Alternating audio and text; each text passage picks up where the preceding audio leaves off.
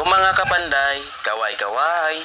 For today's video, manghatag ta sang gamay nga mga kinahanglanon sa mga utod naton nga sobra gid kapigado. Bisan sa gamay nga pamaagi, makahatag ta sang gamay nga bulig sa ila para maibsan man ang kapigadohon sang ila nabati karon kay tungod sa El Nino. Manghatag man kita sa mga tsinilas, bayo, kag mga groceries para sa ila kinahanglanon. Tani, ubayan kami sang Ginoo nga maging successful ang amon nga gamay nga mabulig sa aton nga mga utod nga mga pigado sa Lampito, Tibuli, South Cotabato. Paupod ang akon nga mga kautodan kag mga sponsors kag mga lain-lain nga relihiyon. Diri na gid ko nagpati nga hindi basihan ang relihiyon para lang maipatigayon ang pagbulig sa mga utod naton nga sobra na gid kapigado. Bisan iba-iba kami relihiyon, pero nagaugyon sa maayo nga buluhaton sa isig katao naton. Karon magbiyahe na kita pakadto sa utod naton nga mga Tibuli sa Lampito, Tibuli, South Cotabato.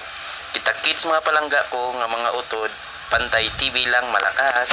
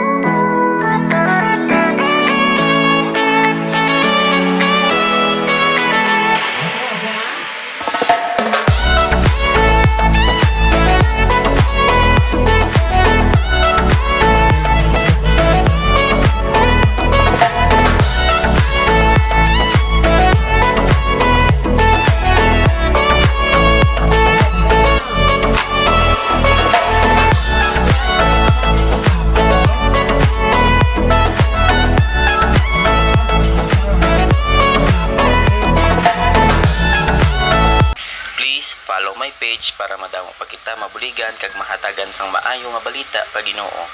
Tani mamonetize na tani imita para bisan paano madamo pagid ang mahatagan tanga bulig sa aton utod nga mga pigado. Kay bisan kita pigado man pero kapaninguha nga makabulig sa aton utod, naumpisahan na namon ni kag hindi gid ni maguntat samtang kaya pakalawas namon.